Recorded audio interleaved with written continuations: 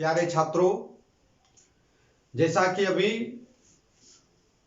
इसके पूर्व आप देख रहे थे, आपसे ये निवेदित किया गया था कि हम कोशिश कर रहे हैं कि आपको परीक्षा की दृष्टि से कम समय में ज्यादा तैयारी करा सकें। तो आज उसी क्रम में उपसर्ग के बारे में हम चर्चा करेंगे। पिछले वीडियो में जब बातचीत कर रहे थे तो उस समय अक्त्वा और लेप प्रत्यय पढ़ाने के क्रम में आपको ये बताया गया था कि लेप प्रत्यय का प्रयोग तभी होता है अक्त्वा की जगह पर ही जब किसी उपसर्ग का प्रयोग हो। तो आज उसी दिन हमने वादा किया था आपसे कि आगे किसी दिन जो है इस पर चर्चा करेंगे। तो बिना समय गवाए आज देखते हैं उपसर्ग के बारे में। उपसर्ग क्या है, पहले इसके माध्यम से आप जान लीजिए, उसके बाद तुरंत देख लेंगे। आप देख रहे हैं उपसर्गेन धात्वर्थो बलाद अन्यत्र नियते। उपसर्ग का काम है कि ये धातु के अर्थ को बलपूर्वक दूसरे जगह ले जाता है, यानी जो अर्थ है वो अर्थ में बदलाव कर देता है। जैसे आप नीचे देख रहे हैं प्रहाराहार संहार विहार परिहार वत। वत का अर्थ होता है जैसे, जिस प्रकार से कि आप देख रहे हैं इस सब में हार है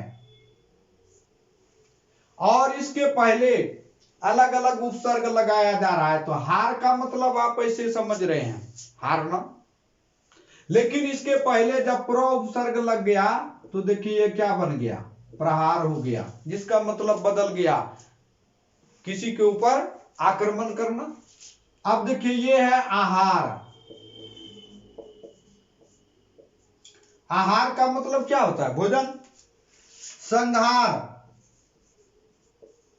संहार यानी किसी का नाश करना। परिहार, छोड़ना त्यागना। तो इस तरह से आप देख रहे हैं कि उपसर्ग का काम यही है कि उसके लग जाने से अर्थ में बदलाव आ जाता है। अब यहीं पर आप जान लीजिए कि संस्कृत में 22 उपसर्ग हैं। उपसर्गों की संख्या कितनी है, कुल 22। 22 में से क्या क्या है आप जान रहे हैं। प्र परा अप सम अनु अव निस निर दुस दुर वि आ नि अधि अपि अति सु उत अभि प्रति परि उप एते प्रादयः।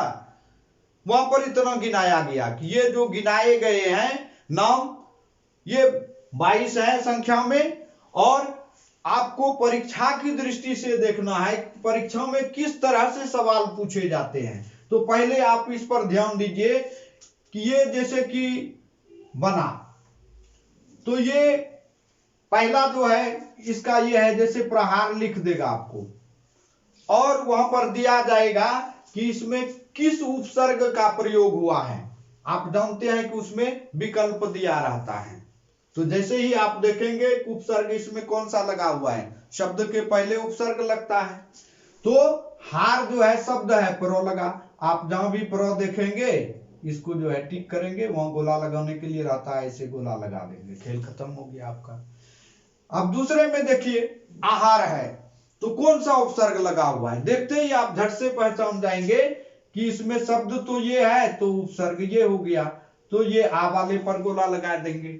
संहार है तो क्या है, इसको ध्यान में रखना है, सम उपसर्ग है इसमें, ये ध्यान रखना है। ये प्र आ वाला तो बहुत आसान है, तो इसमें से सम वाले को ये ध्यान रखना है। ये संधि यदि आप जान रहे हैं तो संधि के नियम के तहत ये जो है म अनुस्वार बन जाता है, इसलिए जहां भी ऐसा है तो आप जो है ये ध्यान रखेंगे कि सम वाले में लगाना है। परिहार वाले में कोई कठिनाई नहीं है क्योंकि ये परि है ही। शेष और कहां आपको दिखाई पड़ेगा गड़बड़, ये देखना है। जैसे कि दुर्जन,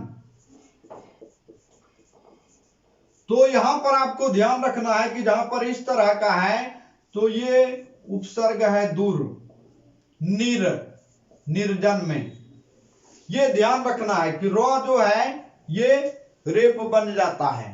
तो जहां भी इस तरह का है सम वाला अनुस्वार बनेगा, निर दूर, ये जो है रेफ बन जाएगा। दुस्साहस, ये देखिए दुस, ये तो इसी रूप में रहेगा, इसमें कोई कष्ट नहीं है। तो इस तरह से आप इसको ध्यान रखेंगे। दूसरा इसी में जो पूछता है कि ये उपसर्ग आपको लिख देगा और ये कहा जाएगा कि इससे कोई शब्द बनाए। तो जैसे यहां प्रोपसर्ग है, शब्द बना प्रहार। दूसरा भी आप बना सकते हैं प्रकार, जैसे परि है तो परिहार है, परिणाम हो सकता है। क्योंकि ये संस्कृत में आप दिखेंगे तो इसी में क्या करेंगे, परिहारा कर देंगे, संहारा कर देंगे, सम्माना कर देंगे, परिमाना कर देंगे। बस इतना ही ध्यान रखना है। तो उपसर्ग से इसी तरह का सवाल रहता है। इतना यदि आप ध्यान रखते हैं तो कहीं कोई कठिनाई नहीं होगी। उपसर्ग समाप्त हुआ।